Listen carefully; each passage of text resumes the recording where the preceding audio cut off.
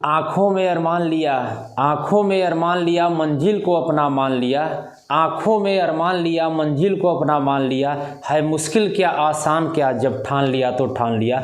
नमस्कार बच्चों, आप सभी को। आज आप देख रहे हैं अपना बेहद पसंदीदा YouTube channel super science zone.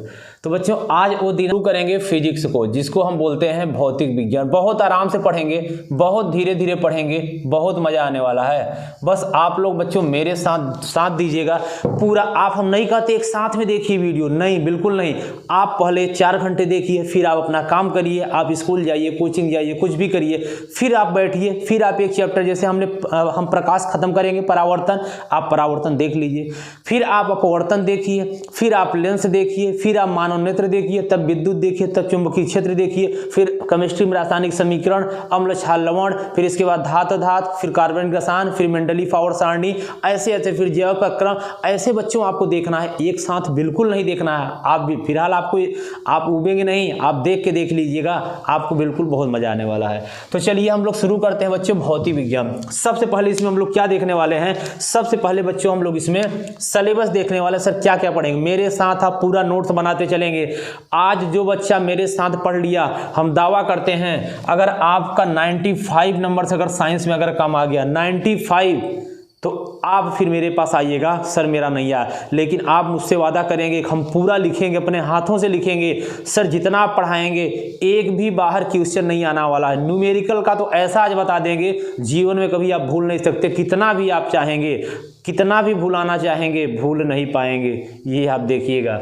चलिए, तो 95 हम लोगों का टारगेट है बच्चों। साइंस में 95/100, एक नंबर भी कम नहीं होने वाला। इसका मतलब सर 70 में 65, ये मिनिमम है। आप 70 में 70 ला सकते हो, लेकिन हम 65 लेके चल रहे हैं। हमारा टारगेट अंतिम तक याद रखना है आप लोगों को। आइए तो शुरू करते हैं आज की क्लास, जबरदस्त क्लास। सबसे पहले हम लोग सिलेबस की बात करेंगे, क्या पढ़ना है। सबसे पहले बच्चों पढ़ेंगे प्रकाश क्या है। मेरे साथ आप लिखते चलेंगे, आराम आराम से, कोई जल्दी नहीं है, बहुत एंजॉय करके मजे से आराम से पढ़ेंगे। सबसे पहले पढ़ेंगे प्रकाश क्या है। दूसरा नंबर पढ़ेंगे प्रकाश के गुण बताइए। ये सारी चीजें हैं, प्रकाश के गुण बताइए, क्या गुण है प्रकाश के। तीसरा नंबर पढ़ेंगे परावर्तन। क्या पढ़ेंगे? परावर्तन क्या होता है सर? परावर्तन का नियम बताइए। सब कुछ एक एक चीजें पढ़ेंगे। परावर्तन, पहले हम लोग परावर्तन देखेंगे, फिर परावर्तन के नियम।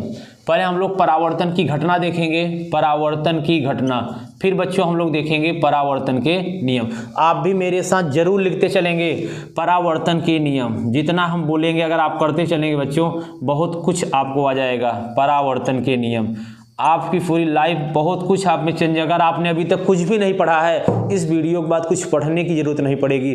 क्लास में ना याद करवा दिया तो आप फिर हमसे कमेंट में आप जो मन होगा आप बोल सकते हैं, और अगर याद करवा दिया तो आपको जैसा लगेगा आप जरूर ऐसा कमेंट करिए। कमेंट तो आपको इतने करना है, इतना करना है, जो भी बच्चा वीडियो देखेगा हम उम्मीद करते हैं। बस एक रिक्वेस्ट है आपसे, और कुछ नहीं मांग रहा। आप ना शेयर करिए, कुछ नहीं करिएगा, लेकिन जितने बच्चे देख रहे हैं ना, कमेंट जरूर करिएगा। ये आपसे हम वादा करते हैं और हमें विश्वास है आप करेंगे। कमेंट अच्छा बुरा जो भी आपको लगे ना, आप कमेंट प्लीज जरूर करिएगा, बस और कुछ मत करिएगा। कमेंट जरूर करिए जैसा आपको लगेगा, लेकिन क्लास देखने के बाद, क्लास तक कोई डिस्टर्बेंस नहीं। चलिए, परावर्तन के नियम। इसके बाद बच्चों देखेंगे हम लोग, फिर देखेंगे प्रतिबिंब क्या होता है। आप सब लिखते चलेंगे, प्रतिबिंब क्या होता है और इसके प्रकार, इसके प्रकार।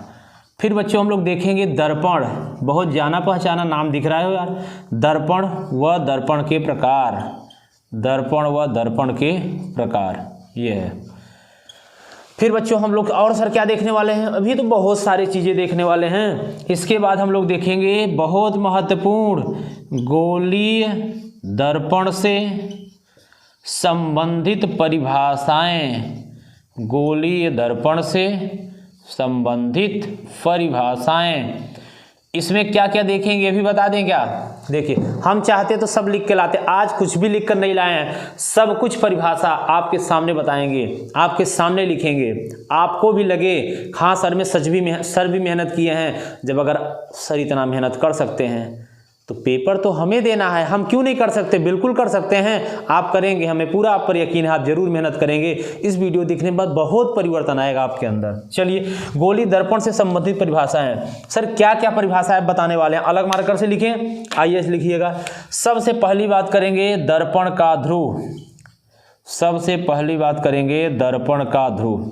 क्या होता है ध्रुव, अभी देखेंगे। अगला सर परिभाषा क्या होता है, अगला परिभाषा बच्चों है मुख्य अक्ष। क्या है, मुख्य अक्ष, ठीक है। चलिए, दूसरा परिभाषा फिर सर क्या है, मुख्य अक्ष के बाद बच्चों फोकस। फोकस को और किस नाम से जानते हैं, वह मुख्य फोकस भी इसे जाना जाता है, मुख्य फोकस। सही है। अगला सर क्या बताएंगे, अगला बच्चों वक्रता केंद्र। वक्रता केंद्र, और क्या होता है, इधर लिखें, सब कुछ लिखते चल रहे हैं, आप भी मेरे साथ लिखेंगे। वक्रता केंद्र और वक्रता त्रिज्या, ये सही है। फिर आगे फोकस दूरी, आगे क्या हो जाएगा, फोकस दूरी। फिर और सर इसमें क्या परिभाषा पढ़ेंगे, दर्पण का द्वारक। दर्पण का द्वारक, सही है। फिर क्या पढ़ने वाले हैं, दर्पण का द्वारक हो गया, और दर्पण का तल। दर्पण का तल, ये इतना परिभाषा। मेन जो है हम लोग वही पढ़ेंगे आज इस वीडियो में, वही पढ़ना है जो पेपर में आएगा। फालतू कुछ नहीं पढ़ेंगे, 1% नहीं, बस जो लेकिन हाँ जितना पढ़ेंगे उतना जरूर आएगा, ये बात है। फालतू नहीं पढ़ेंगे, लेकिन जो पढ़ेंगे बहुत महत्वपूर्ण पढ़ेंगे। चलिए, इतना सारी चीज़ हो गई। ये देखिए, आप सब नोट करते चलेंगे मेरे साथ, कुछ भी छोड़ना, भले आप लिखे हैं, सब लिखे हैं, सब नोट्स में है, लेकिन आप मेरे साथ पढ़ते हुए लिखते हुए मज़ा तभी आएगा जब बच्चों को अपने हाथों से आप नोट्स में, दूसरे के कंधों पर रख के तीर नहीं चला सकते जब तक खुद का अपना उस लायक नहीं होंगे, जब तक खुद का स्टेबलिश नहीं होंगे, कुछ नहीं हो सकता। आपको अपने से उठना है, खड़े होना है, नींद आएगी, आंख को धुलना है, फिर चेयर पे बैठना है। बच्चों मेहनत तो करना पड़ेगा। उस दिन के बारे में सोचिए जिस दिन आपका रिजल्ट आएगा। हर लोग आपसे पूछेंगे, पता ही नहीं चलता था तुम इतना पढ़ते थे, लेकिन कितनी खुशी होगी आपकी आंखों में जिस दिन आपका रिजल्ट आएगा।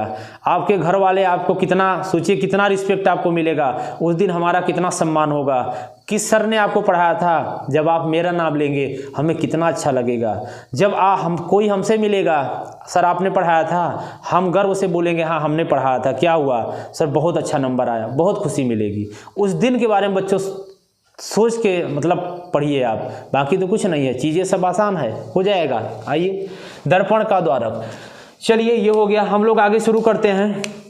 इसके बाद गोलीय दर्पण द्वारा, बहुत महत्वपूर्ण, गोलीय दर्पण द्वारा प्रतिबिंब का बनना।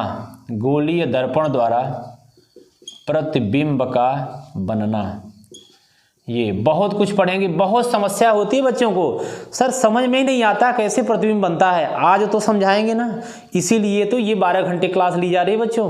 सोचिए 12 घंटे, आप यकीन नहीं हो रहा है, लेकिन है, कोई बात नहीं। गोलीय दर्पण द्वारा प्रतिबिंब का बनना, इसमें 2 प्रकार पढ़ेंगे बच्चों। एक हम लोग अवतल दर्पण का पढ़ेंगे और एक हम लोग उत्तल दर्पण का पढ़ेंगे। एक अवतल दर्पण का पढ़ेंगे, एक उत्तल दर्पण का पढ़ेंगे। गोलीय दर्पण द्वारा प्रतिबिंब का बनना। चलिए, अब इसके बाद अब क्या बचा सर, उपयोग भी पढ़ लेंगे। अवतल दर्पण के उपयोग इस साल भी पूछा गया था।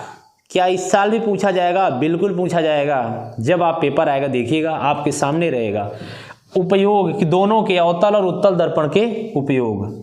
अगला नंबर हम लोग पढ़ेंगे, क्या पढ़ेंगे, संयुग्मी फोकस, जिसे हम लोग प्रतिबिंब की लंबाई, वस्तु की लंबाई को क्या बोलते हैं, ये हम लोग। चलिए, अब हम लोग पढ़ेंगे आवर्धन। हम लोग पढ़ेंगे आवर्धन, लीनियर मैग्निफिकेशन, रेखीय आवर्धन भी बोला जाता है। फिर इसके बाद हम लोग बच्चों सूत्र पढ़ लेंगे। यहाँ पे दर्पण का सूत्र, दर्पण का सूत्र पढ़ेंगे, दर्पण का सूत्र। फिर बच्चों हम लोग क्या पढ़ेंगे, न्यूमेरिकल पढ़ेंगे, एनसीईआरटी के अभ्यास पढ़ेंगे और जितने एनसीईआरटी क्वेश्चन हैं ये सब पढ़ेंगे। यहाँ तक किसी कोई समस्या बिल्कुल नहीं होनी चाहिए। ये देखिए आपका सिलेबस हमने पूरा लिख दिया। अब आप इसे बच्चों जल्दी से आप लिख लेंगे, ठीक है ना। ये हम लोग इसमें पढ़ेंगे, बाकी भी छोटी छोटी चीज़ें बहुत है, चिन्ह परिपाटी पढ़ेंगे, कैसे न्यूमेरिकल लगाएंगे, वो सब चीज़ें तो हम लोग मेंशन करेंगे जब शुरू करेंगे। चलिए ये जल्दी से आप स्क्रीनशॉट लीजिए, फिर हम लोग आगे चलते हैं। चलिए तब तक हम पानी पी लेते हैं। चलें आगे, चलिए अब हम लोग आते हैं अपने टॉपिक पे। अब देखिए हम लोग शुरू करते हैं बच्चों प्रकाश। ये चैप्टर प्रकाश का परावर्तन लोग बोलते हैं बहुत महत्वपूर्ण है, लेकिन आइए बहुत सारे बच्चे याद करते हैं, रटते हैं इधर उधर पता नहीं क्या क्या। आइए हम लोग इसको समझते हैं। देखिए ये चैप्टर अब आपको आज के बाद बच्चों पढ़ने की ज़रूरत नहीं पड़ेगी, ये हम आपसे वादा करते हैं। सबसे पहले हम लोग शुरू करेंगे कि प्रकाश होता क्या है। चलिए सबसे पहले हम लोग शुरू करेंगे प्रकाश क्या होता है। इसको इंग्लिश में बोलते हैं लाइट। कोई दिक्कत नहीं, इंग्लिश हिंदी हम लोग सब पढ़ते हुए चलेंगे। आइए देखिए, जब कोई प्रकाश की किरण बच्चों सूर्य से चलती है, जब कोई प्रकाश की किरण कहाँ से चलती है? सूर्य से। ये हो गया सूर्य, ये हैं सूर्य, देखिए कितना अच्छा सा सूर्य है ये। अब ये किरण ऐसे आ रही है, यहाँ क्या है? यहाँ एक ठो है पेड़, ये क्या है? पेड़ है। जब प्रकाश की किरण सूर्य से आ रही है तो पेड़ पर पड़ती है। अब यहाँ खड़े हैं आप, ये हैं आप, ये हैं आप, ये। अब ये पड़ता है तो सीधे कहाँ जाता है? इनकी आँखों पर जाता है। समझिएगा, कहाँ जाता है? इनकी आंखों पर जाता है। तो सूर्य से चलने वाली किरणें जब किसी वस्तु पर पड़ती हैं, कहाँ पड़ती हैं? सूर्य से चलने वाली किरणें जब किसी वस्तु पर पड़ती हैं तो इसको कहाँ दिखाई देता है? ये यहाँ दिखाई देता है। जैसे आप समझिए, अभी हम लोग पढ़ेंगे परावर्तन में। आप एक शीशा लिए, आप किए भी होंगे, ये सब आप बहुत करते हैं, पता है। आप शीशा लिए और किरण आ रही है, आने के बाद क्या हुआ बच्चों? वो लौट जाएगी। क्या होगा? लौट जाएगी। सेम वही चीज़ है। प्रकाश क्या होता है? प्रकाश एक प्रकार की ऊर्जा है। सर ऊर्जा कैसे है? समझिए, प्रकाश दिखती नहीं है। कुछ बच्चे सोच रहे होंगे क्या प्रकाश भी दिखती है? नहीं, बिल्कुल नहीं दिखता। प्रकाश दिखने वाली चीज। अब आप बोलेंगे क्या हमको हवा दिखती है? नहीं दिखती। इसे हम फील कर सकते हैं। जो भी चीज़ें ऊर्जा हैं नहीं दिखती, जो भी चीज़ें मैटर हैं सब दिखती हैं। ये मार्कर क्या है बच्चों? मार्कर एक पदार्थ है। क्यों सर? क्योंकि इसमें द्रव्यमान है, इसमें आयतन है, इसमें भार है।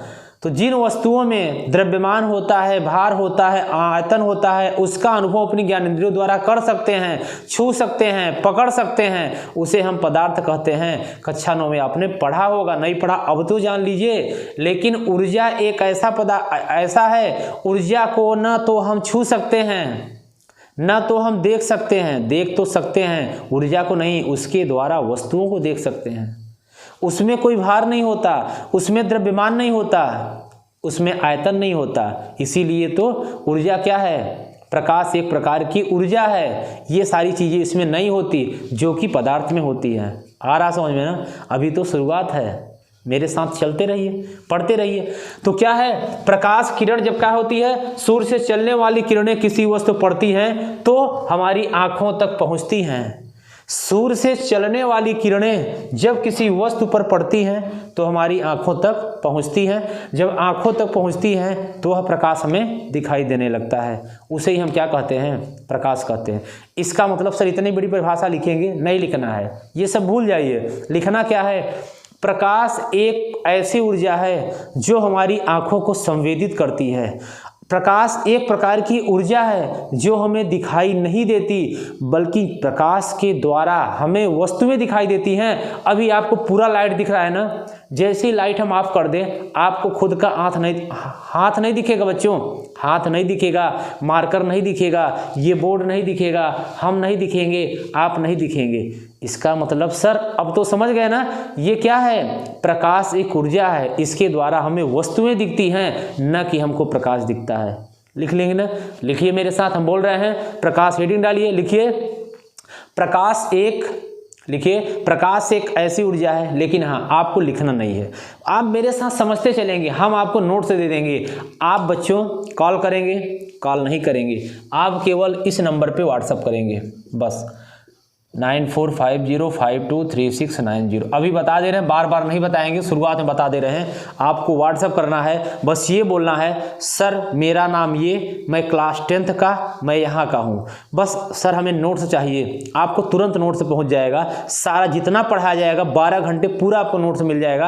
आपको परेशान नहीं होना है और कुछ नहीं करना है, बस आप मैसेज करेंगे व्हाट्सएप पे, इस नंबर पे कॉल नहीं करेंगे, नहीं तो ब्लॉक कर दिए जाएंगे। बस आप मैसेज करेंगे और आपको नोट्स मिल जाएगा। नोट्स के लिए आपको टेंशन ही नहीं लेना है, सब विषय के बच्चे नोट्स बना रहे हैं, सब विषय, बस एक बार आपको कहना है, नोट से आपके मोबाइल तक पहुंच जाएगा। आप आराम से पढ़िए, लेकिन हम चाहते हैं अपने हाथों से लिख के पढ़िए, उसका मजा कुछ और होगा। ठीक है, तो मेरे साथ बस आप समझते हुए नोट्स तो आपको तुरंत दे देंगे, नोट्स में क्या रखा है। ठीक है, तो चलिए, नोट्स के लिए परेशान नहीं होना है आपको, समझ गए ना। तो प्रकाश क्या होता है? प्रकाश क्या होता है? एक प्रकार की ऊर्जा है जो हमारी आंखों को संवेदनशील बनाती है। जब प्रकाश के स्रोत से किरणें निकलती हैं तो हमारी आंखों तक पहुंचती हैं, यही हमारा क्या कहलाता है बच्चों? प्रकाश कहलाता है। खत्म। चलिए, अब हम लोग बच्चों आते हैं प्रकाश के, ये आप समझ गए ना, जब प्रकाश यहाँ चलता है तो किसी वस्तु में तो हमारा कहाँ तक पहुँचता है? हमारी आंखों तक पहुँचता है। अब हम लोग बात करेंगे प्रकाश के गुण के। क्या सर ये सब चीज़ें परीक्षा में पूछी जाती है?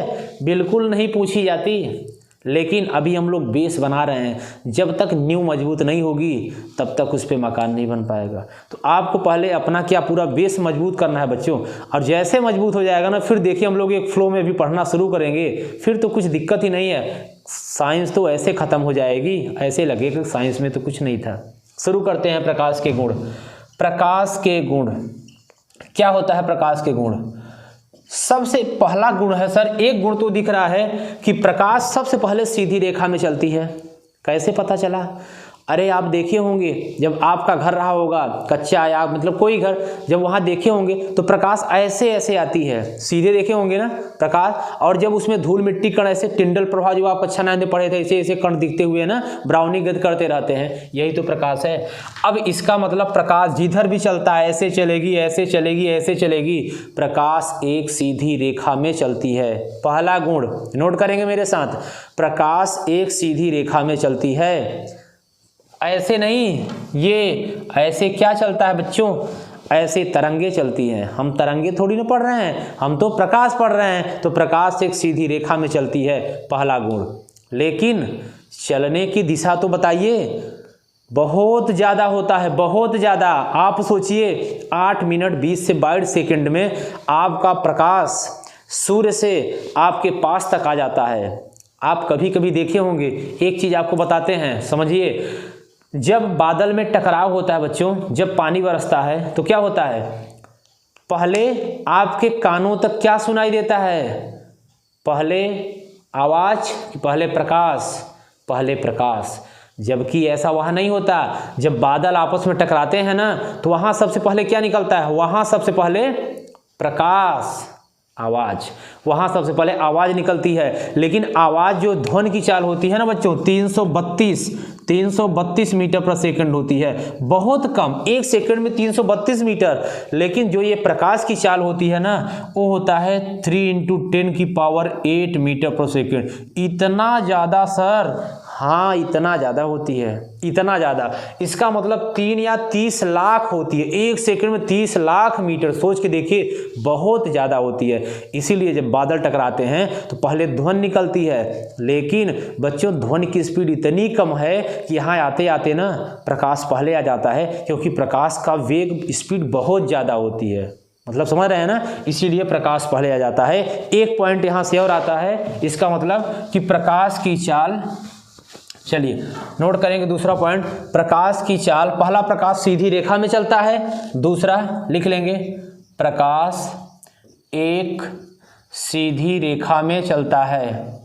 प्रकाश एक सीधी रेखा में चलता है। नोट करेंगे मेरे साथ, प्रकाश एक सीधी रेखा में चलता है।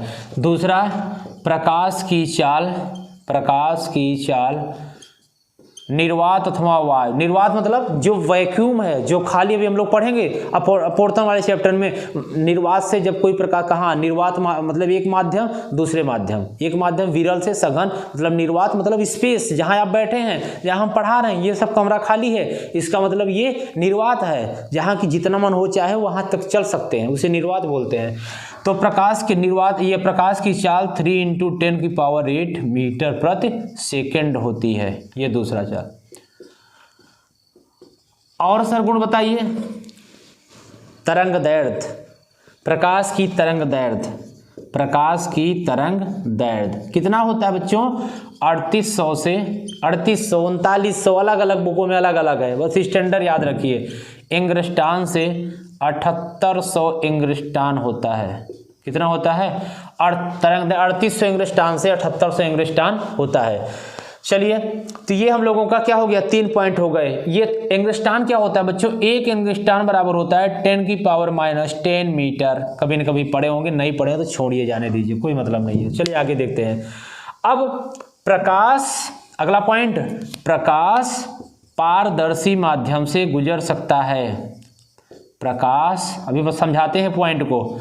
पारदर्शी माध्यम से गुजर सकता है, गुजर सकता है, परंतु अपारदर्शी माध्यम से नहीं गुजर सकता। परंतु अपारदर्शी माध्यम से नहीं गुजर सकता, माध्यम से नहीं गुजर सकता। लिख सके, ये सब लिखते चलिए, हम इसीलिए लिखा रहे हैं ताकि आप लिखिए अच्छे से। इतने पॉइंट हो गए ना। अब पारदर्शी माध्यम क्या होता है? जिसमें इस पार से उस पार दिख जाए उसे पारदर्शी, और जिसमें ना दिखे, समझ गए ना। जैसे अभी आप समतल दर्पण सिंपल कांच लेते हैं तो क्या होता है? जब पीछे पॉलिश नहीं रहेगा तो इस पार से उस पार दिख रहा है, इसका मतलब प्रकाश गुजर जाएगा। लेकिन जब यही अपारदर्शी पीछे पॉलिश हो जाएगा तो लौट आएगा। अभी हम लोग परावर्तन में पढ़ेंगे, समझ गए। चलिए ठीक है, अगला पॉइंट बच्चे लिखेंगे, लास्ट वाला। प्रकाश के चलने के लिए किसी माध्यम की जरूरत नहीं होती। अगला लास्ट पॉइंट, प्रकाश के चलने के लिए किसी माध्यम की आवश्यकता नहीं होती, किसी माध्यम की आवश्यकता नहीं होती। ठीक है, प्रकाश को चलने के लिए किसी माध्यम की आवश्यकता नहीं होती। क्यों? तब ये सर कहाँ चलता है? निर्वात में। यही तो बताए, प्रकाश कोई माध्यम नहीं जाएगा कि जल में, कहाँ भी। प्रकाश निर्वात में चलता है, आराम से, बहुत तेजी से चलता है, 3 × 10⁸ मीटर प्रति सेकंड से। आ गया समझ में? 5 पॉइंट लिख लीजिए। थकना नहीं है, आपको रुकना नहीं है, ठीक है ना। चलिए, क्या हो गया? एक सुनिएगा, कुछ आपको कुछ समझाने जा रहे हैं। उम्र थका नहीं सकती, उम्र थका नहीं सकती, ठोकरें गिरा नहीं सकती। बच्चों सुनिएगा, उम्र थका नहीं सकती, ठोकरें गिरा नहीं सकती, अगर जिद हो जीतने की।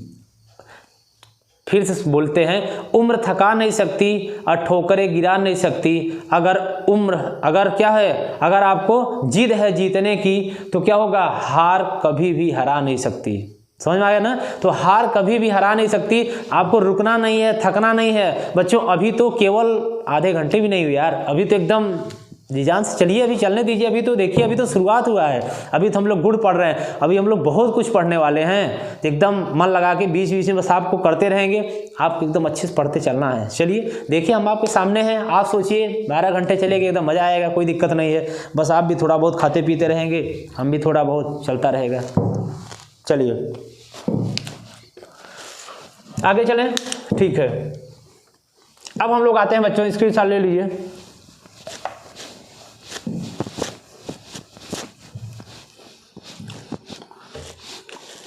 अब हम लोग बात करते हैं प्रकाश के परावर्तन।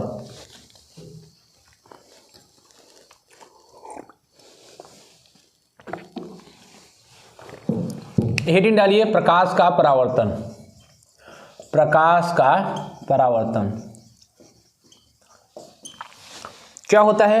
इस इंग्लिश में इसको क्या बोलते हैं बच्चों? Reflection of light. Reflection of light, reflection of light. ये क्या होता है परावर्तन?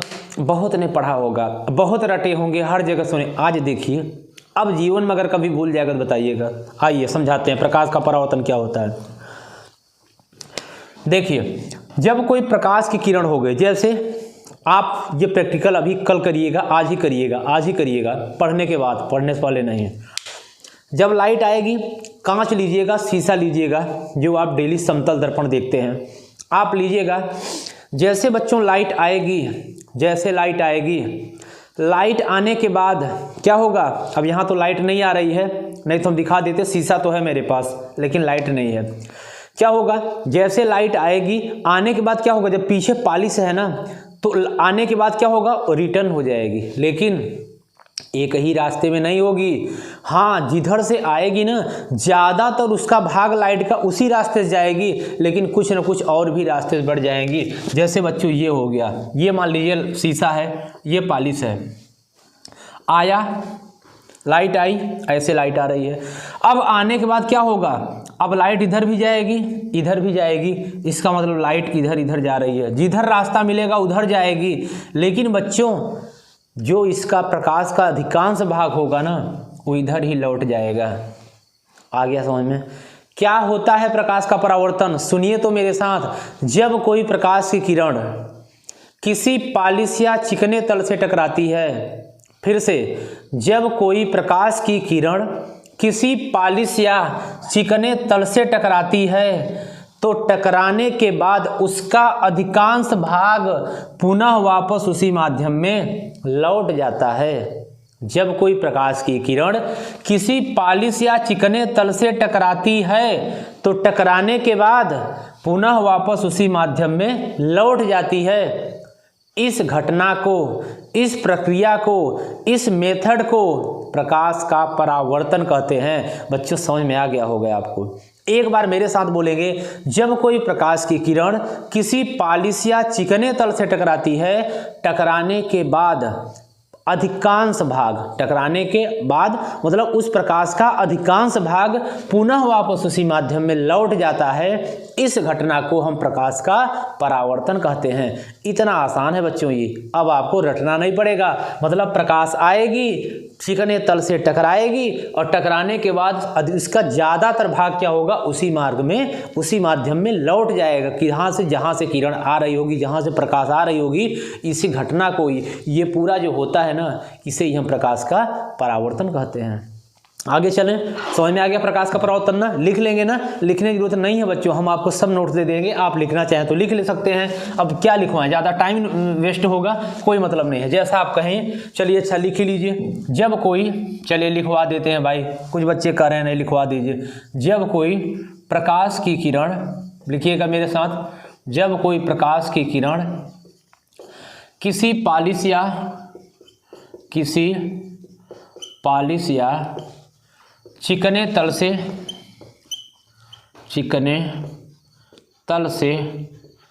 टकराती है, लिखते चलिएगा, टकराती है, तो उसका अधिकांश भाग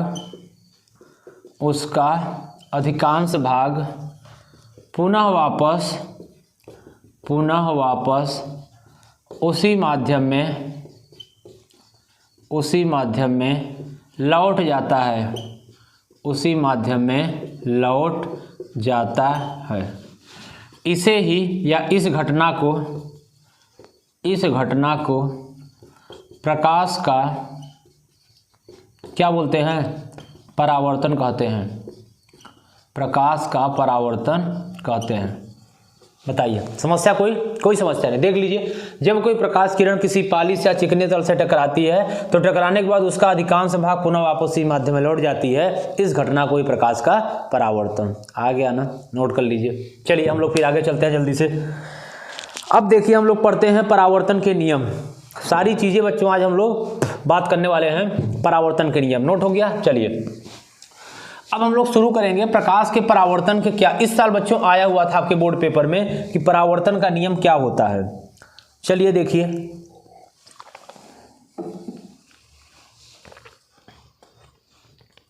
चलिए शुरू करते हैं परावर्तन के नियम। लेकिन उससे पहले बच्चों हम लोग एक फिगर देखेंगे परावर्तन के नियम में, बहुत महत्वपूर्ण है। बार बार ये पता नहीं क्यों इस नियम से इतना लगाव है बोर्ड का, इस नियम को बार बार पूछा जाता है। देखिए तो क्या हो जाएगा, ये कोई आपका प्लेन सतह हो गया, कोई तल हो गया, वो आपका हाथ भी हो सकता है, ये बोर्ड हो सकता है, कुछ भी हो सकता है, ये बस आपका एक तल है। अब इस तल पे बच्चों क्या होता है, इस चैप्टर में जो भी किरण आएगी, कहीं से भी जो भी किरण आ रही है उस किरण को हम लोग आपतित किरण बोलते हैं, इंग्लिश में उसको इंसिडेंट रे बोलते हैं। और जो इस तल पे जो ऐसे खींचा जाता है, एक लाइन खींच दी जाती है, जिसे हम बच्चों अभिलंब बोलते हैं। क्या बोलते हैं? अभिलंब। इसे नॉर्मल बोला जाता है, ये ठीक है ना। अब जो ये किरण आएगी ऐसे, भाई प्रकाश की किरण आएगी, आने के बाद इस तल से टकराएगी। अब नीचे तो पालिश है, इसका मतलब सर आगे तो नहीं जा पाएगी। नहीं बच्चों, बिल्कुल नहीं जा पाएगी। तो फिर क्या होगा, यहाँ के बाद सर ये फिर ऐसे लौट जाएगी, लौट जाएगी ना, बिल्कुल लौट जाएगी। तो जो किरण आ रही है, इस किरण को हम लोग क्या बोलेंगे, इस किरण को बच्चों हम लोग बोलेंगे आपतित किरण। क्या बोलेंगे? आपतित किरण। अब यहाँ टकराई, तो जिस बिंदु पर ये टकराती है ना, उस बिंदु को हम लोग क्या बोलते हैं? आपतन बिंदु। क्या बोलते हैं? आपतन बिंदु। दिख रहा है ना, आपतन बिंदु। अब देखिए, आपतन बिंदु पर ये टकरा गई, ये आई और यहाँ से आने के बाद क्या हो गया? लौट गई। ये कहाँ लौट गई? इधर लौट गई। अब लौट तो गई, तो इस किरण को क्या बोलेंगे? क्योंकि अब इसमें क्या हुआ? परावर्तन हुआ। यही तो पढ़े अभी, परावर्तन। कोरिलेट करिए, क्या पढ़े? जब कोई प्रकाश किरण किसी पाली सा चीज से टकराती है, टकराने के बाद पुनः अधिकांश भाग उसी माध्यम में लौट जाता। अरे उसी माध्यम में लौटे या किसी माध्यम में लौटे, इसका मतलब आने वाली किरण को आपतित किरण, और टकराने के बाद जो लौटने वाली किरण को परावर्तित किरण। तो इसको कौन सी किरण बोलेंगे? आपतित किरण, परावर्तित किरण, परावर्तित किरण, आपतित किरण और परावर्तित किरण। ठीक है। अब देखिएगा, जो इस बिंदु पे जो बीचों बीच जो ये लाइन खींची जाएगी, इसे हम लोग अभिलंब बोलते हैं। क्या बोलते हैं? अभिलंब बोलते हैं। तो आपतित किरण, परावर्तित किरण और आपतन बिंदु हो गया, और ये क्या हो गया? अभिलंब हो गया। ये चीजें आपको चित्र बना लेना है। जल्दी चित्र बनाइए, फिर हम लोग चलते हैं आगे अपने टॉपिक पर। ठीक है। तो लिखेंगे, प्रकाश से आने वाली किरण को हम लोग क्या बोलते हैं? आपतित किरण बोलते हैं। लिखेंगे जल्दी से कि प्रकाश के आने वाली किरण को आपतित किरण, तथा टकराकर, किसी तल से टकराकर वापस लौटने वाली किरण को परावर्तित किरण बोलते हैं। और इसके बीचों बीच जो लाइन खींची जाती है बच्चों, उसे अभिलंब बोलते हैं। क्या बोलते हैं? अभिलंब बोलते हैं। अब महत्वपूर्ण बात है, अब समझिएगा। अभिलंब और आपतित किरण के बीच में, अलग कलर से बनाते हैं, आपतित किरण के बीच में एक कोण बनता है। अभिलंब और आपतित किरण के बीच में एक कोण बनता है, जिसे हम लोग बच्चों बोलेंगे आपतन कोण। क्या बोलेंगे? आपतन कोण। तो इसका मतलब सर यहां भी तो कोई कोण बनेगा, बिल्कुल बनेगा। क्या बनेगा? अब अभिलंब और परावर्तित किरण के बीच में बनेगा, तो इसका मतलब इस कोण का नाम परावर्तन कोण हो जाएगा। क्या हो जाएगा? परावर्तन कोण। इसको इंग्लिश में बोलेंगे एंगल ऑफ इंसिडेंट, इसको बोलेंगे एंगल ऑफ रिफ्लेक्शन। आ रहा समझ में ना? इसका मतलब आई और इसका मतलब आर, दोनों के बीच में कोण बना। इधर भी कोण क्या बना? कोण बना। अब आपतित किरण अभिलंब के बीच में जो कोण बना, तो आपतन कोण, और परावर्तित किरण और अभिलंब के बीच में जो कोण बना, तो परावर्तन कोण। इसका मतलब आपतन कोण और परावर्तन कोण। अब तो हमारा नियम खत्म। अब नियम समझिए, परावर्तन के नियम क्या होते हैं, आइए समझते हैं। क्या होता है बच्चों परावर्तन का नियम? परावर्तन के बच्चों दो नियम हैं। सबसे पहले पहला नियम को देखेंगे, सुनिएगा ध्यान से। आपतित किरण, परावर्तित किरण और आपतन बिंदु पर खींचा गया अभिलंब, तीनों कहाँ होंगे?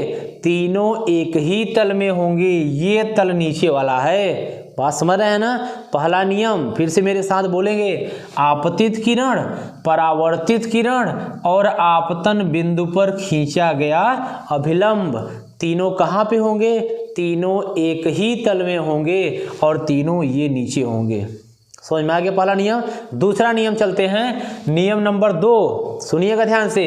आपतन कोण परावर्तन कोण के बराबर होता है। क्यों बच्चों? क्योंकि ये अगर पूरा 90 तो ये यहाँ 20 से है, ये भी 45 और ये भी क्या हो जाएगा 45। इसका मतलब आपतन कोण परावर्तन कोण के बराबर होता है। मजा आ रहा है? समझ में आ रहा है? कोई चीज़ें कठिन नहीं है बच्चों, बहुत आसानी से हम लोग सब करते हुए चलेंगे। तो देखिएगा, फिर से सुनिएगा, आइए लिख देते हैं। नियम नंबर 1 लिखेंगे, आपतित किरण कामा परावर्तित किरण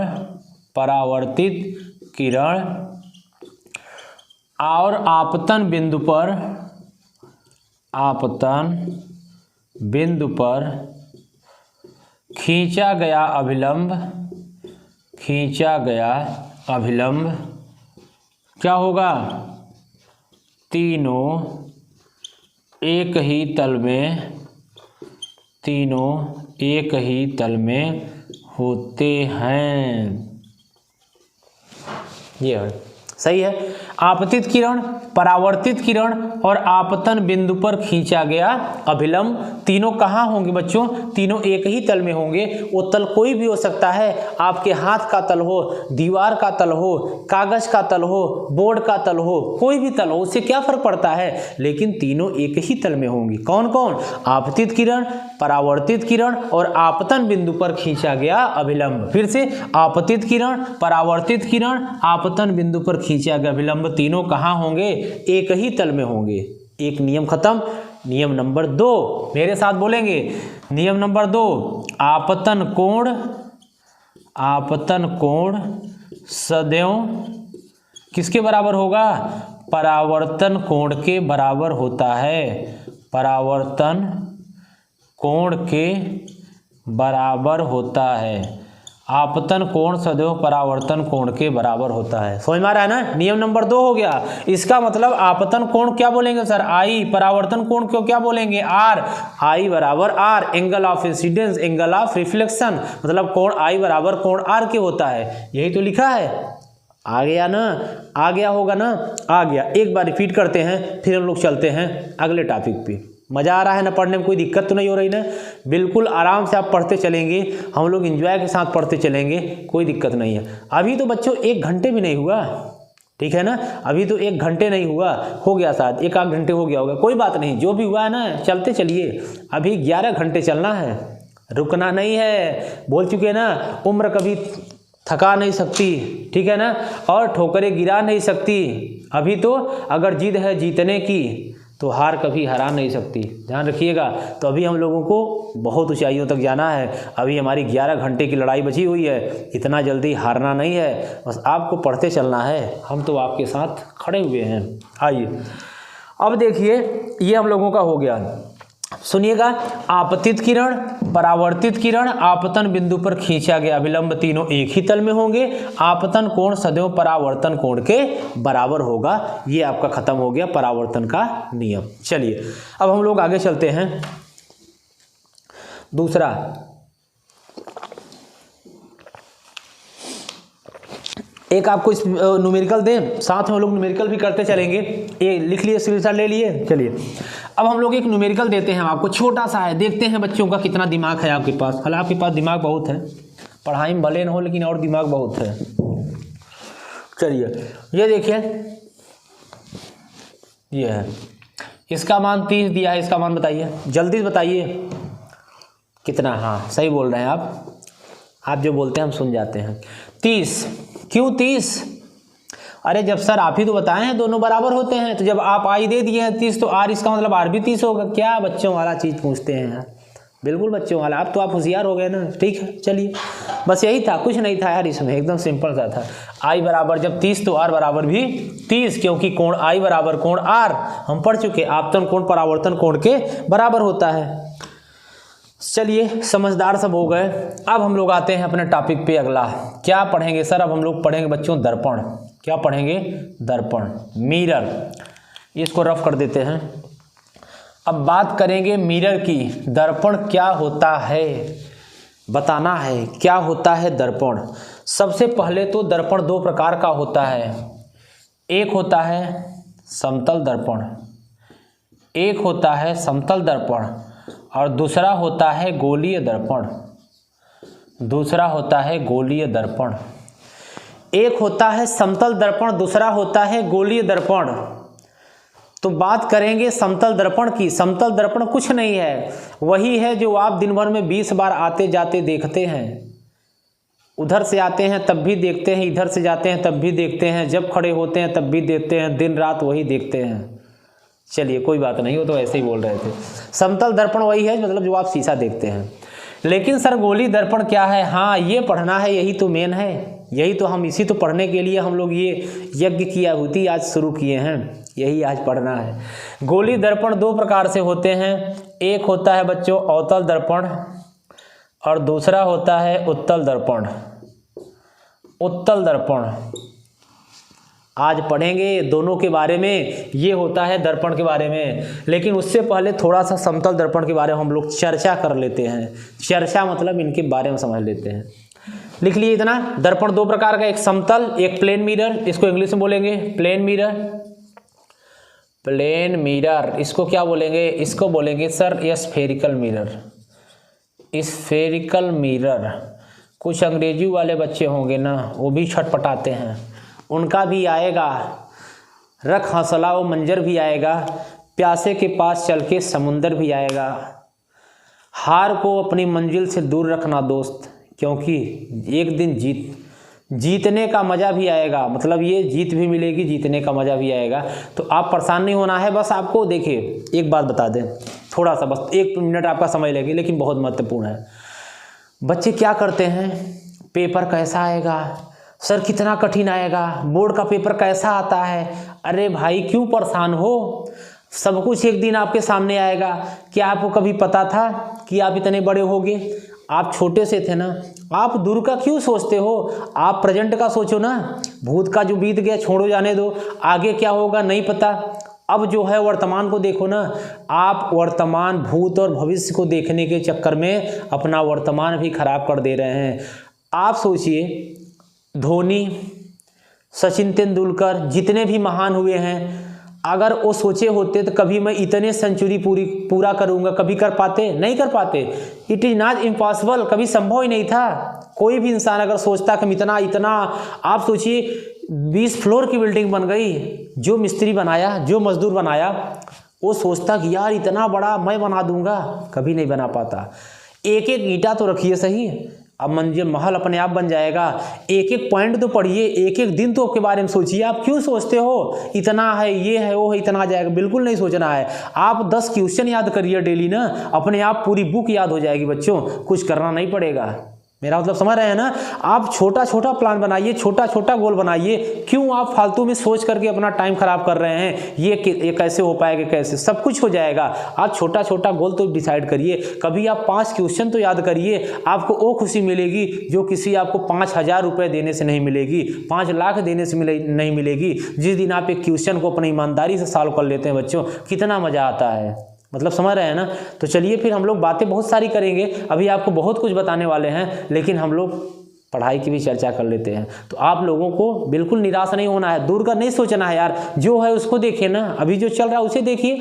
पढ़ते चलेंगे सर, पढ़ते चलेंगे, एक दिन ऐसा आएगा सब खत्म हो जाएगा। क्या आपने जब शुरू किया था पढ़ाई तो क से जब कभी बनाना नहीं आता था, क बनाइए, ये ऐसे बनाइए, गोला बनाइए, कभी आपने सोचा था कि हम ये पढ़ेंगे? नहीं सोचा था। अगर आप सोचे होते तो इतना न पहुँच पाते। तो आपको छोटा छोटा अपना डिसाइड करना है, फिर तो आप खुद ही बहुत ऊपर तक पहुँच जाएंगे, पता भी नहीं चलेगा। जैसे अभी शुरुआत किए हैं, 1.5 घंटे बीत गए, पता चला? नहीं पता चला। 12 घंटे भी हो जाएंगे, नहीं पता चलेगा। देखिए हम आपके सामने हैं, ठीक है। चलिए आइए शुरू करते हैं। चलिए दिखाते हैं क्या बात कर रहे थे हम लोग, समतल दर्पण। तो आइए हम लोग शुरू करते हैं समतल दर्पण, फिर हम लोग बात करेंगे गोलीय दर्पण, फिर अवतल, फिर उत्तल। चलिए समतल दर्पण क्या होता है बताइए। समतल दर्पण क्या होता है? यदि किसी समतल कांच के प्लेट के एक तरफ पॉलिश कर दी जाए, यदि किसी समतल कांच के प्लेट के एक तरफ पॉलिश कर दी जाए तो इसका परावर्तक तल इधर होता है। किधर? उसके अंदर की ओर। उसको बोलते हैं परावर्तक तल। मतलब जिधर से किरण आएगी और टकराने के बाद लौट जाएगी उसे बोलते हैं परावर्तक तल, और पॉलिश वाला तल बाहर हो जाएगा। यही क्या कहलाएगा? यही कहलाएगा समतल दर्पण। खत्म। यही तो समतल दर्पण है।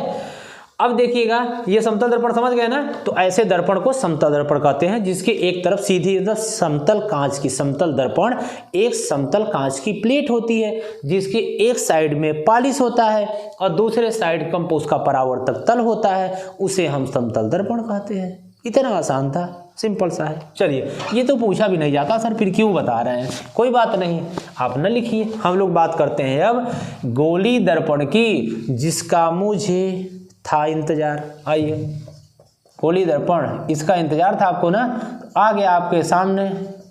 चलिएगा, इसको बोलते हैं स्फेरिकल मिरर, स्फेरिकल मिरर। ये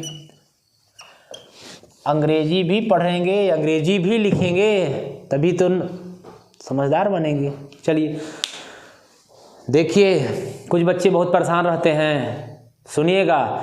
जो हो गया उसे सोचा नहीं करते, जो हो गया उसे सोचा नहीं करते, जो मिल गया उसे खोया नहीं करते, जो हो गया उसे सोचा नहीं करते और जो मिल गया उसे खोया नहीं करते। हासिल उन्हें भी होती है सफलता, हासिल उन्हें भी होती है सफलता, जो वक्त और हालात पर रोया नहीं करते। ठीक है ना, तो हासिल उन्हें भी होती है सफलता, जो वक्त और हालात पे रोया नहीं करते। तो अब ये मत कहिए बच्चों कि क्या होगा, अब तो बोर्ड पेपर आ गया, अब तो बहुत कुछ हो सकता है, अभी तो आप सब कुछ कर सकते हो, आप में वो साहस है, आपके अंदर ऊर्जा है, आपके अंदर लगन है, बस बच्चों उसे जगा लीजिए। जो हो गया उस पर सोचिए नहीं, उस पर रोइए नहीं, क्या हम कुछ नहीं किए, साल भर नहीं पढ़े, 2 महीना में पढ़ लेंगे, बिल्कुल पढ़ लेंगे, अभी बहुत कुछ कर लेंगे यार, अभी तो बहुत है हम लोगों के पास टाइम ना। बस आप मन लगा के बच्चों अभी से पढ़ना चालू कर दीजिए, बस। सही है ना, दिक्कत तो नहीं है। चलिए आइए, चलिए आपको उबरे नहीं देंगे, चीज़ें हम लोग करते रहेंगे बीच बीच में आपको। चलिए शुरू करते हैं हम लोग। क्या गोली दर्पण, गोली दर्पण क्या होता है? गोली दर्पण देखिएगा, ये गोली दर्पण होता है, ये ऐसे, ये यहाँ से इसको बीच से इसका ऐसे कर देते हैं। ये कांच के खोखले गोले का काटा गया भाग होता है, जिसके एक किनारे पर क्या होता है? पॉलिश होता है। ये देखिएगा क्या होता है? पॉलिश होता है। तो बोलिएगा, किसी कांच के खोखले गोले के काटकर उसके एक तरफ पॉलिश कर दी जाए, किसी कांच के खोखले गोले को काटकर उसके एक तरफ पॉलिश कर दी जाए, तो इसे ही हम क्या बोलते हैं? गोलीय दर्पण कहते हैं। क्या कहते हैं बच्चों? गोलीय दर्पण कहते हैं। इसका मतलब जब एक तरफ पॉलिश कर देंगे तो दूसरा तल ही तो परावर्तक तल कहलाएगा ना, बिल्कुल कहलाएगा। किसी कांच के खोखले गोले को काटकर, किसी कांच के खोखले गोले को काटकर उसके एक साइड में पॉलिश कर दिया जाए तो, और दूसरा क्या कहलाएगा? दूसरा तल परावर्तक तल कहलाएगा। इसे ही हम क्या कहते हैं? इसे ही हम गोली दर्पण कहते हैं। आ गया? फिर से एक बार बोलेंगे, किसी कांच के खोखले गोले को काटकर या किसी कांच के खोखले गोले के काटा गया वह भाग जिसके एक तरफ पॉलिश कर दिया जाए और दूसरा तल परावर्तक तल हो, मतलब वहीं से प्रकाश आए जाए। जो तल परावर्तक होगा, पॉलिश हो गया तो काम खत्म, वहां तो कुछ आ ही नहीं पाएगा। जो तल बचा है, जो परावर्तक है ना, वहीं से मतलब प्रकाश का आना और जाना होगा। उसे ही हम क्या बोलेंगे? गोली दर्पण कहेंगे। कितने प्रकार का होता है? 2 प्रकार का। एक तो बोलेंगे अवतल दर्पण, इंग्लिश में सर क्या बोलते हैं? इंग्लिश में बोलते हैं कॉनकेव मिरर। क्या बोलेंगे? Concave mirror. बच्चों हिंदी में क्या बोला जाता है? हिंदी में बोला जाता है उत्तल दर्पण। इसे क्या बोलते हैं हिंदी में? इंग्लिश में कॉन्वेक्स मिरर। सर आप तो इंग्लिश को हिंदी, हिंदी को इंग्लिश बोल दिए हैं, कोई बात नहीं, सब इंग्लिश बन गया। अब ये अवतल, ये है उत्तल। अब आइए हम लोग पढ़ते हैं इसके बारे में, क्या होता है अवतल, क्या होता है उत्तल। देखिए, ये पहले बात करेंगे अवतल के बारे में। ये हैं अवतल जी। अब अवतल में क्या होता है? कुछ दिखा? ये क्या बना दिए? इसका मतलब ये पॉलिश है। जब ऐसे बनाएंगे तो पॉलिश है, आप लिखेंगे डैश का मतलब पॉलिश, चावल वाला नहीं, ये पॉलिश आपका जो पेंट रहता है। तो क्या हो गया? अब हम लोग बोलेंगे अवतल दर्पण वह दर्पण है जिसके 2 तल हैं इसके, एक उभरा हुआ, एक दबा हुआ, एक बाहर, एक अंदर। ठीक है, तो अवतल दर्पण वह दर्पण है जिसके उभरे हुए तल पर पालिश किया गया हो, उसका परावर्तक तल दबे पर कहाँ से हो, परावर्तन दबे हुए तल से हो, उसे हम क्या बोलेंगे, अवतल दर्पण कहेंगे। बताइए, आया समझ में ना। अवतल दर्पण क्या होता है? अवतल दर्पण वह दर्पण है जिसके उभरे हुए भाग में पालिश हो और उसका परावर्तक कहाँ से हो, अंदर से हो। बड़ा आसान है यार, चीजें इसमें कुछ याद ही नहीं करना है। अवतल दर्पण वह दर्पण जिसके उभरे हुए भाग या बाहर की ओर पालिश किया गया हो और उसका परावर्तक कहाँ हो, अंदर से हो। परावर्तक तल, ये अंदर वाला ये परावर्तक है और बाहर उभरा हुआ तल पर क्या हो, पालिश हो। तो फिर सर उत्तल दर्पण क्या हुआ? सेम बच्चों इसी का उल्टा। क्या होगा उल्टा? ये होगा उल्टा, ये अंदर पालिश हो और परावर्तक तल सब क्या हो जाएगा सर, बाहर हो जाएगा। सर इतना आसान है, बहुत आसान है ये। इसमें क्या करना है, जब उत्तल दर्पण वह दर्पण है जिसके अंदर पालिश किया गया हो और उसका परावर्तक तल कहाँ हो, बाहर हो। इसका मतलब परावर्तक का मतलब सर आप एक बार बता दीजिए तो हम सब समझ जाएंगे। बच्चों परावर्तक का मतलब हुआ किरण आएगी और आने के बाद ना ये टकराएगी, टकराने के बाद ऐसे लौट जाएगी। यहाँ तो सिर्फ आभास होगा, कुछ जा रहा है। जैसे आपको अभी बैठे हैं कमरे में ना, लाइट बंद कर दीजिए, आभास होगा कि कोई पीछे खड़ा है, और जब लाइट जलेगी तो कोई नहीं है, वो तो परछाई थी जो हमें ये दिख रहा था। अभी हम लोग उसे आगे पढ़ेंगे प्रतिबिंब में, वास्तविक और आभासी। ठीक है, तो अब इसका किरण, लेकिन इस दर्पण में क्या होगा, इस दर्पण में ऐसे आएगा, ऐसे जाएगा, ऐसे जाएगा, ऐसे जाएगा। इसका मतलब जो परावर्तक होगा उधर से सब आना जाना लगा रहेगा। बोलेंगे इधर पाली से उधर जाना मना है। तो अवतल दर्पण वह दर्पण जिसके बाहर पाली से उसका परावर्तक अंदर से हो, और उत्तल दर्पण वह दर्पण जिसके अंदर पाली से उसका परावर्तक कहाँ हो, बाहर हो। क्लियर, खत्म। चलिए, ये सब चीजें लिखने वाली चीज नहीं है, परेशान मत होना, सही है। अब हम लोग बच्चों चलेंगे प्रतिबिंब की तरफ। कहाँ चलेंगे, प्रतिबिंब की तरफ। आप ही का प्रतिबिंब के बारे में बात किया जाएगा। चलिए, थके तो नहीं है ना अभी तो यार कुछ नहीं हुआ यार, अभी तो एकदम मजा है, अभी तो शुरुआत ही हुआ है, क्या दिक्कत है। चलिए चलते रहेंगे, थकना नहीं है, रुकना नहीं है, हम लोगों को अपनी मंजिल तक पहुंचना है। ये संघर्ष की लड़ाई है, आप सबका योगदान बहुत जरूरी है, हम अकेले नहीं हैं, आप सब बच्चे मेरे साथ में हैं। चलिए, टारगेट 95, इंतजार उस दिन का जिस दिन रिजल्ट आएगा। पड़ोसियों से कहना है कि देख ले, कहते थे कि मेहनत नहीं करते, वो तो बस ऐसे ही टाइम पास, आज देखो क्या मेहनत करते थे, बहुत मेहनत करते हैं, दिख रहा है। देखिएगा, अब हम लोग बात करेंगे बच्चों प्रतिबिंब का। क्या होता है सर प्रतिबिंब, आइए समझते हैं। प्रतिबिंब, प्रतिबिंब मतलब इमेज, प्रतिबिंब मतलब इमेज, ये है इमेज। समझाएं पहले, दो प्रकार से होता है, एक आभासी एक वास्तविक। लेकिन पहले होता क्या ये तो समझिए। वस्तु के किसी बिंदु से चलने वाली, देखिएगा, वस्तु के किसी बिंदु से चलने वाली प्रकाश की किरण परावर्तन के पश्चात, ये हो गया एक बिंदु, ये हो गया दूसरा बिंदु। वस्तु के किसी बिंदु से चलने वाली प्रकाश की किरण परावर्तन के पश्चात दूसरे बिंदु पर जाती है, या तो जाती है मतलब वास्तविक, जाती हुई प्रतीत होती है मतलब आभासी। जब कभी भी अगर प्रकाश में बच्चों जाती है बात किया जाएगा, इसका मतलब रियल में जा रही है, तो वहाँ वास्तविक होगा। लेकिन जब वही ऐसा लग रहा है वहाँ कुछ खड़ा है, कुछ हिल रहा है, कुछ दिख रहा है, मतलब सर बताए थे आभासी, तब आपको डरना नहीं है कि वहाँ भूत है, नहीं, कोई नहीं है, मतलब वहाँ आभासी प्रतिबिंब बन रहा है। और जब रियल में दिखेगा, ये चेयर रखी है, ये चीज़ बोर्ड रखा है, आप खड़े हो, ये स्टैंड है, ये कैमरा है, इसका मतलब तब क्या होगा, तब मतलब वो वास्तविक है। क्लियर हो गया, समझ गए ना। तो अब क्या बताए हैं, एक बिंदु से चलने वाली प्रकाश की किरण किसी दूसरे बिंदु पर या तो वास्तव में जाती है या जाती हुई प्रतीत होती है, तो इस पहले बिंदु को दूसरे बिंदु का प्रतिबिंब या दूसरे बिंदु को पहले बिंदु का प्रतिबिंब। नहीं आया सर, पता नहीं क्या आया, बता दिए इतना ज़्यादा, फिर से सुनिएगा। आइए बताते हैं। वस्तु के किसी बिंदु से चलने वाली, अब सुनिएगा मेरे साथ, बोलिएगा आप भी।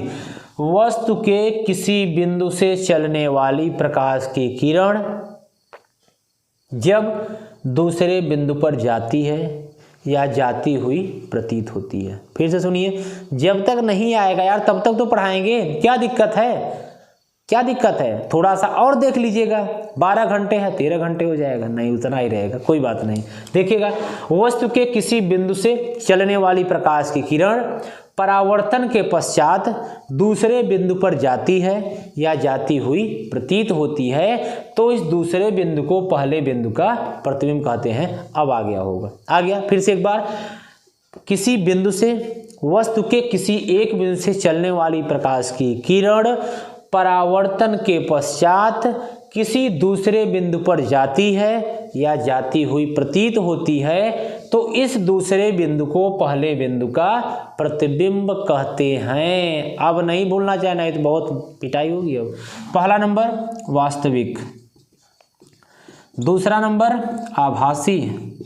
सर कुछ जाना पहचाना लग रहा है, अभी तो हमने बताया था यार, और कहाँ जाने हैं। ये पहला होगा रियल इमेज, दूसरा होगा वर्चुअल इमेज। सबकी इंग्लिश बताई जाएगी, परेशान नहीं होना यार। इंग्लिश काहे इंग्लिश परेशान हो, देखो इंग्लिश भी तो लिखेंगे ना।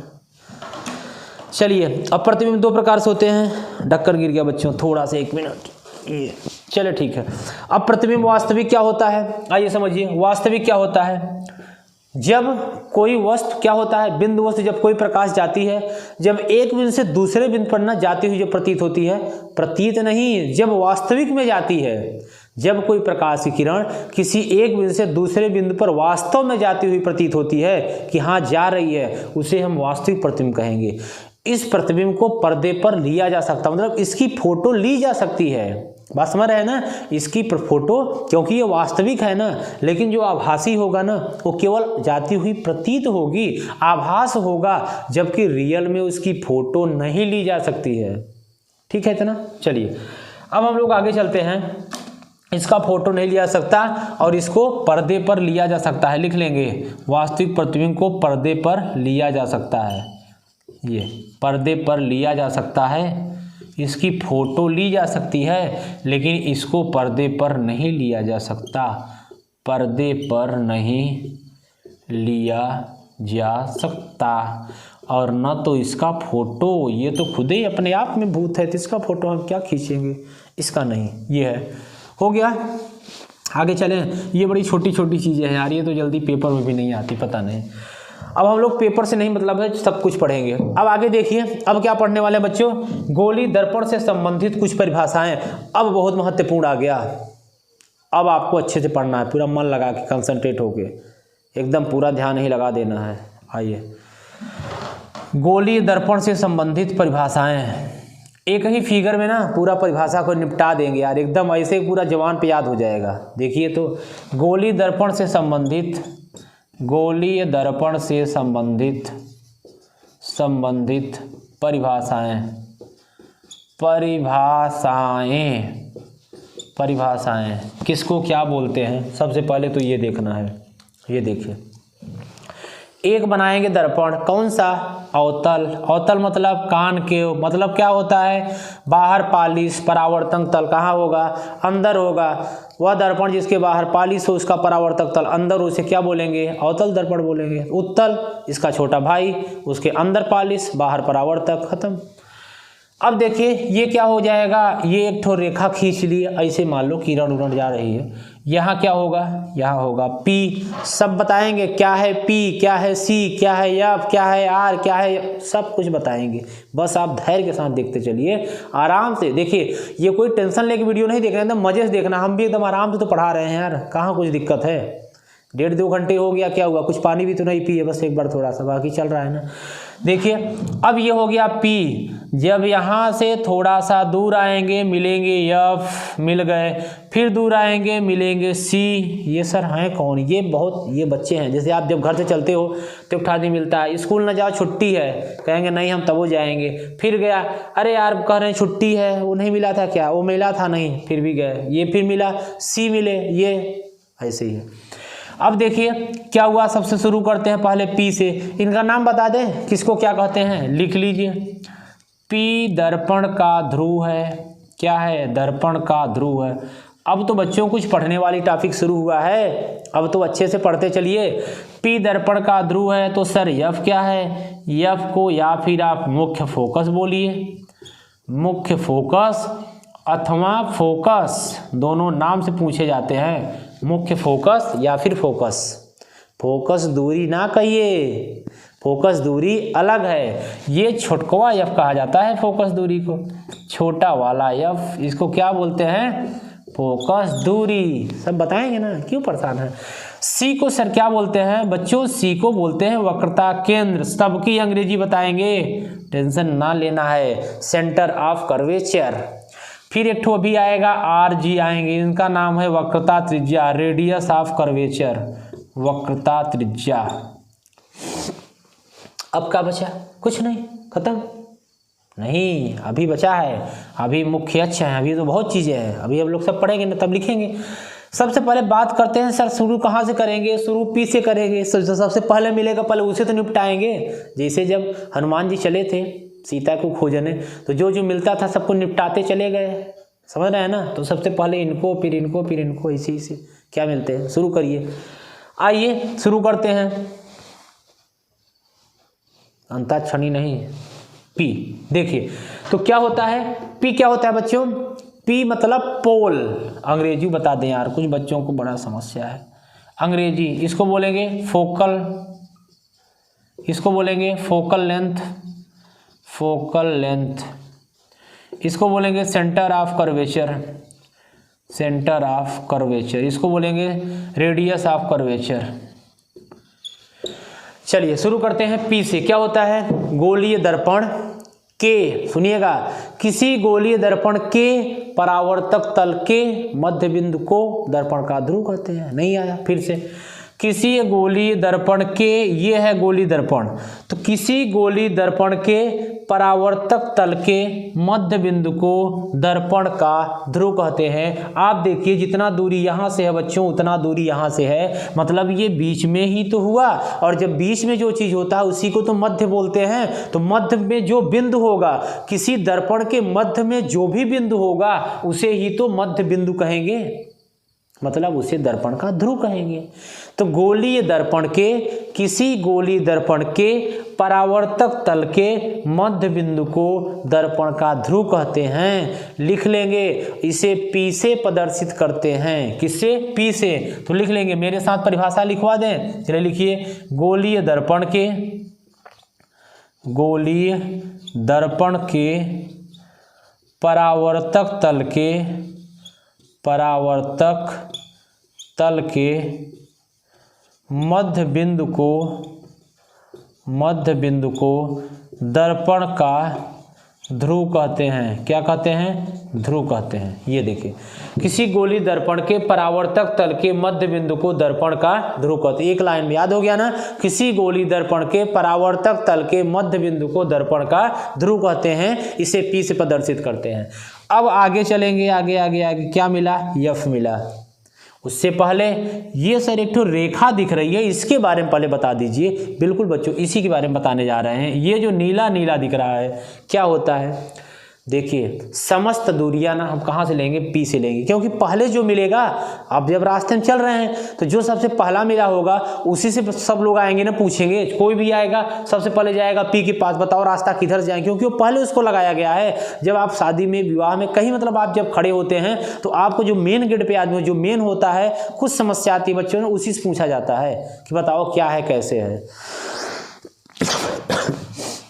देखिए तो अब क्या मिलेगा, ये हम लोगों को रेखा मिलेगी। तो देखिएगा अब रेखा क्या होगा, ये क्या है, वक्रता केंद्र है। कौन सा, सी, मतलब पी तथा सी को मिलाने वाली रेखा।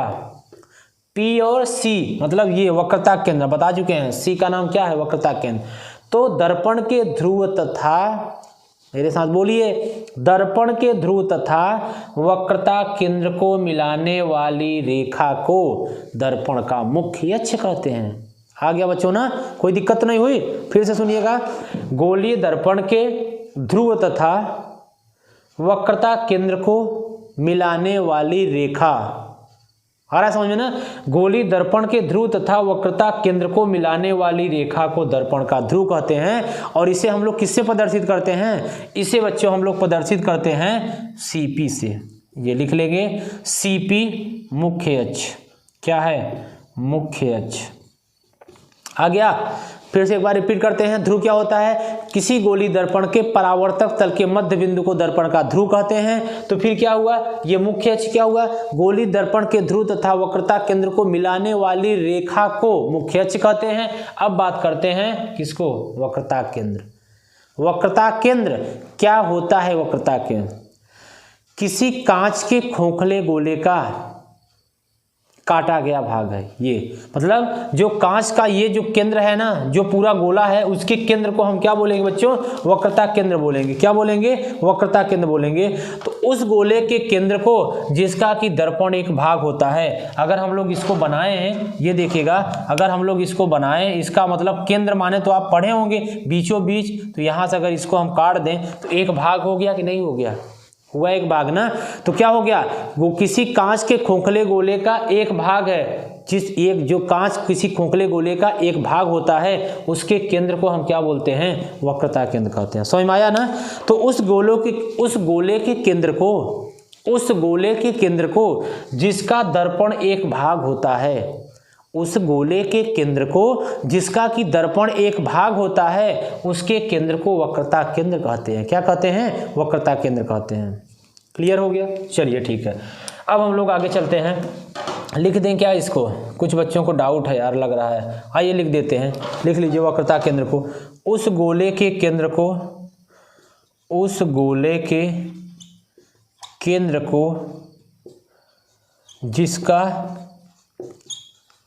जिसका दर्पण एक भाग है, जिसका दर्पण एक भाग है। लिख लीजिएगा।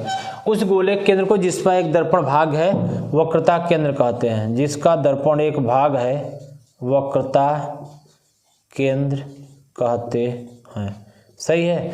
उस गोले के केंद्र को जिसका दर्पण एक भाग है, उसके केंद्र को क्या कहते हैं? वक्रता केंद्र। तो अब सर लगे हाथ वक्रता त्रिज्या भी बता दीजिए। सेम है यार। उस गोले की त्रिज्या को बस जहां केंद्र लिखे हैं बच्चों, वहां आप त्रिज्या बोल देंगे बस। उस गोले की त्रिज्या को जिसका कि दर्पण एक भाग है, वक्रता त्रिज्या कहते हैं। इसे C से प्रदर्शित करते हैं। वक्रता केंद्र को C से प्रदर्शित करते हैं। लेकिन जब वक्रता त्रिज्या की बात किया जाएगा तो इसे R से प्रदर्शित करते हैं। किससे करते हैं बच्चों? इसे R से प्रदर्शित करते हैं। आ रहा समझ में ना। वक्रता केंद्र को C से करते हैं, वक्रता त्रिज्या को R से प्रदर्शित करते हैं। इतनी बात समझ में आई? क्या क्या हम लोग पढ़ लिए सर? बहुत कुछ पढ़ा दिए। एक बार पूरा रिपीट तो कर दीजिए, सुनिएगा मेरे साथ। गोलीय दर्पण के परावर्तक तल के मध्य बिंदु को दर्पण का ध्रुव कहते हैं। दर्पण के ध्रुव तथा वक्रता केंद्र को मिलाने वाली रेखा को मुख्य अक्ष कहते हैं। उस गोले के केंद्र को जिसका दर्पण एक भाग होता है, वक्रता केंद्र कहते हैं। उस गोले की त्रिज्या को जिसका दर्पण एक भाग होता है, वक्रता त्रिज्या कहते हैं। इतना ही तो बताया, खत्म। अब क्या बताने वाले हैं? अब बच्चों हम लोग मेन डिफिनीशन बताने वाले हैं, जो कि जरूर पूछा जाएगा। अच्छे से नोट कर लीजिएगा। अब हम लोग मुख्य फोकस को पढ़ने वाले हैं। आइए पढ़ते हैं फोकस क्या होता है। समझिएगा मुख्य फोकस क्या होता है। देखिए ये कौन सी रेखा है? मुख्य अक्ष, P और C। मुख्य अक्ष, मुख्य अक्ष के समांतर, मुख्य अक्ष के पैरेलल, मुख्य अक्ष के समांतर जाने वाली प्रकाश की किरण, मुख्य अक्ष के समांतर जाने वाली प्रकाश की किरण। जब बच्चों ये किरण समांतर जाएगी तो यहाँ टकराएगी। टकराने को टकराना नहीं बोलते फिजिक्स में, उसको अब हम परावर्तन बोलेंगे। टकराना तो अपने भाषा में हो गया, फिजिक्स के भाषा में ये टकराने को हम लोग परावर्तन बोलेंगे।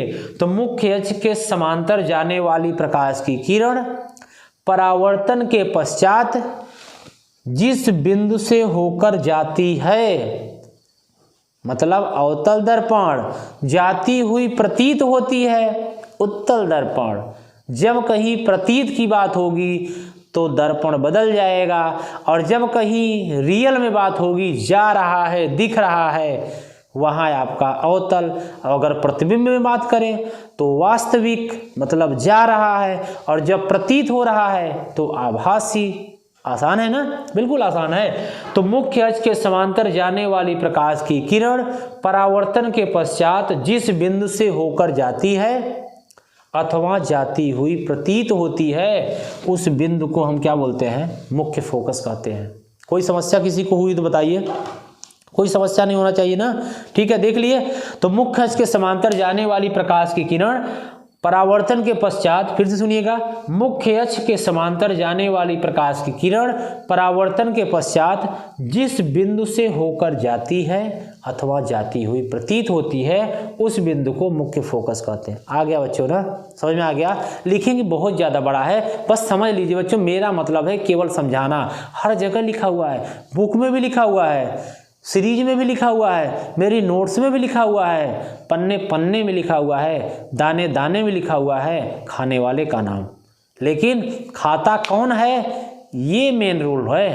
तो आप खाना है आपको है, ठीक है ना, लिखा तो हर जगह हुआ है। तो आप मेन, मेरा फोकस बच्चों केवल समझाना है, बाकी लिखाने का मेरा कोई पर्पज नहीं है। अगर आप कहेंगे जरूर लिखा देंगे, सारा नोट्स है, आप बोलिएगा तुरंत आपको मिल जाएगा। बस नंबर पे केवल व्हाट्सएप ही तो करना है, नोट्स चाहिए, नोट्स अवेलेबल। ठीक है, तो क्या है? मुख्य अक्ष के समांतर जाने वाली किरण परावर्तन के पश्चात जिस बिंदु से होकर जाती है, उसे हम उस बिंदु को क्या बोलेंगे? मुख्य फोकस कहेंगे। तो सर एक ठो और बच गया, यह फिर फोकस दूरी नहीं बताया, तो क्या होगा? मुख्य ध्रुव तथा फोकस के बीच की दूरी को क्या बोलेंगे? फोकस दूरी बोलेंगे। ध्रुव तथा मुख्य फोकस के बीच को, या ध्रुव तथा फोकस के बीच की दूरी को फोकस दूरी कहते हैं। ये हो गया। वक्रता त्रिज्या की एक परिभाषा और होती है, ये देखिए, सी और पी को मिलाने वाली रेखा को मुख्य अक्ष कहे थे ना? हाँ कहे थे, लेकिन अब इनके बीच की जो दूरी हो जाएगी इसे वक्रता त्रिज्या भी बोलते हैं। कंफ्यूज ना होइएगा, इसीलिए अभी नहीं बताए थे बच्चे। जब मुख्य अक्ष आता है ना, फिर भी लिख देते हैं ध्रुव तथा वक्रता केंद्र के बीच की दूरी को मुख्य अक्ष। अरे भैया, दूरी हमने नहीं बताया, हमने तो रेखा बताया था। आप अरे वो सर गलत हो गया, फिर आप पेपर में देने के बाद आप कहते हैं वो सर गलत हो गया। पहले ही गलत नहीं करना है। मिलाने वाली रेखा मतलब ये जो रेखा है ना, ये वाली यही मुख्य अक्ष है। लेकिन जब दूरी की बात करेगा ना, वक्रता त्रिज्या हो जाएगा। अब गलत नहीं होगा, समझ गए? समझ गए, ठीक है। चलिए अब देखिएगा, हम लोग आगे बात करेंगे। ये हम लोगों का सारा परिभाषा हो चुका है ना, सब खत्म हो गया। गोली परावर्तक तल के व्यास को क्या कहते हैं? द्वारक कहते हैं। ये देखिए M1 और M2, गोलीय दर्पण के परावर्तक तल के व्यास को दर्पण का द्वारक कहते हैं। ये द्वारक हो गया। तो सारी परिभाषाएं हो गया, एक बार हम लोग रिपीट कर लेते हैं, 1 मिनट लगेगा। फिर देखिए, पहला नंबर, ध्रुव, गोलीय दर्पण के परावर्तक तल के मध्य बिंदु को दर्पण का ध्रुव कहते हैं। फिर मुख्य अक्ष, ध्रुव तथा वक्रता केंद्र को मिलाने वाली रेखा को मुख्य अक्ष कहते हैं। वक्रता केंद्र, वह केंद्र जो कि दर्पण का एक भाग होता है, उसके केंद्र को वक्रता केंद्र कहते हैं। वह केंद्र जो त्रिज्या जो कि दर्पण का एक भाग होता है, उसकी त्रिज्या को वक्रता त्रिज्या कहते हैं। और फिर बात करेंगे फोकस के, मुख्य अक्ष के समांतर जाने वाली किरण परावर्तन के पश्चात जिस बिंदु से होकर जाती है या जाती हुई प्रतीत होती है, उसे मुख्य फोकस कहेंगे। मुख्य फोकस तथा ध्रुव के बीच की दूरी को फोकस दूरी कहेंगे। और सी और पी के बीच की दूरी को हम क्या कहेंगे? आर कहेंगे। और गोली दर्पण के परावर्तक तल के व्यास को दर्पण का द्वारक कहेंगे। कंप्लीट हो गया बच्चों, इतना चीज हो गया। बताइए यहाँ तक किसी की समस्या हो तो? उम्मीद है किसी की समस्या नहीं होगी। तो आइए हम लोग दर्पण की वक्रता त्रिज्या तथा फोकस दूरी में संबंध देखते हैं, ठीक है ना? आइए बस 1 मिनट रुकिएगा, फिर हम लोग शुरू करते हैं।